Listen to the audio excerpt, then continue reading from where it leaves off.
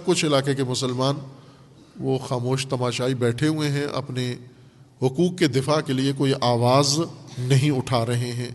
انہیں یہ انتظار ہے کہ توقع ہے کہ شاید ان کی کینسل ہو جائے گی، ہمیں شہریت نہیں کینسل ہوگی، لیکن ایک دن آئے گا.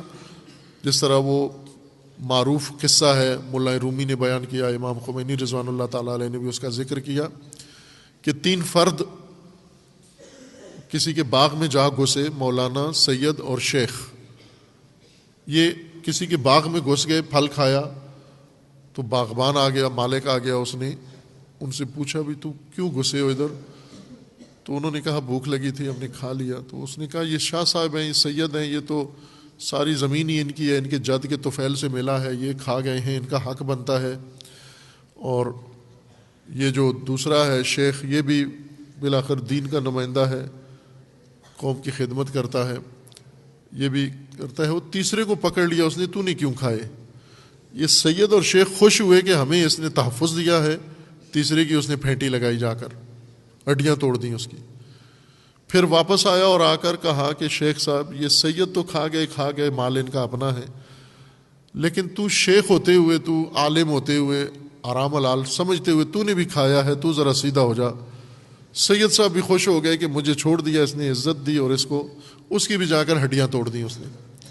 آخر میں شاہ صاحب کے پاس آیا کہ شاہ صاحب آپ آل رسول ہو، تو رسول اللہ کے لیے آپ بدنامی کا باعث نہ بنو، آپ کو تو زیادہ خیال رکھنا چاہیے لوگوں کے اموال کا، تو آپ نے کیوں کھایا؟ جا کے سید کی بھی ہڈیاں توڑ دیں باری باری تینوں کی. یہی حکمت عملی ہندوستانی حکومت کی ہے. اس وقت بہت سارے مسلمان یہ خوش ہیں کہ ہمیں عزت دی جا رہی ہے. مثلا کچھ ایسے ہیں، عطا متاسفانہ بعض ایسے نام نہاد شیعہ ہیں، لیڈر جو مندروں میں جا کے بتوں کی پوجا کرتے ہیں، بتوں کو دودھ پلاتے ہیں اور گنگا میں نہاتے ہیں جا کر ہندوستانیوں کی قربت حاصل کرنے کی. ان کے ذہنوں میں یہ بیٹھا ہوا ہے کہ مودی سنیوں کا دشمن ہے، شیعوں کا دوست ہے. نہ، یہ اسی سید کی طرح ہے کہ تم تو سید ہو، تم تو رہنے دو، لیکن پہلے دوسروں کو ہم ٹھکانے لگا لیں، ان کی ہڈیاں توڑ کے پھر آخر میں تمہاری طرف آئے گا کہ تم کیوں کرتے ہو. یہ ہونا ہے، یہ قانون ہے دنیا کا. اس لیے اب بھی وقت ہوتا ہے، جب دوسروں پہ کوئی مصیبت آتی ہے اس وقت آواز اٹھانا وقت ہوتا ہے. اس وقت ہندوستان کے مسلمانوں کے لیے یہ ایک بڑی افتاد ہے کہ ان کو اپنے ملک سے، اپنے حقوق سے، آباء و اجداد سے جو مقیم ہیں ان کی شہریتیں کینسل کر رہے ہیں، اور دنیا بھر میں پھیلے ہوئے ہندوؤں کو اسرائیل کی طرح بلا کر ہندوستان میں ان مسلمانوں کے ہم مقیم کریں گے. کیا کریں گے یہ ہندوستان کے مسلمان غور سے یہ سنیں کہ آپ کے گھر، آپ کے کھیت، آپ کے کاروبار، دکانیں ان ہندوؤں کو الاٹ ہو جائیں گی.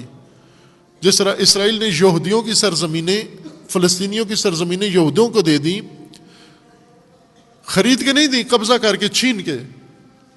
یہ جو سارے ہندو، بدھسٹ اور پارسی ساری دنیا سے اکٹھے ہو کے ہندوستان آئیں گے، تو ہندوستان میں تو پہلے ہی جمعیت اتنی ہے کہ وہاں ایک فرد کی اور گنجائش نہیں ہے، وہاں کہاں ان کو کھپائیں گے؟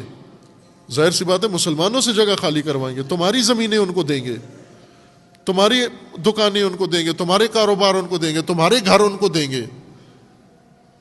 اس نقطے کی طرف توجہ نہیں ہے. جس طرح ابھی کشمیر کے اندر اسرائیل کی طرز پر یہودی بستیاں، ہندو بستیاں آباد کرنے کی تجویز، اور یہ تجویز چند ماہ کے بعد تک آپ دیکھیں پورا قانون بن کے لاگو ہونا شروع ہو جائے گی. کشمیر کی زمینیں بیچنا شروع کر دیں گے. جب وقت ہوتا ہے مزاحمت کا، اس وقت آواز اٹھانے کی ضرورت ہے. اللہ تعالیٰ انشاءاللہ ان سب دشمنوں کے شر سے سارے مسلمانوں کو اللہ تعالیٰ محفوظ فرمائے انشاءاللہ. وصلی اللہ علی محمد.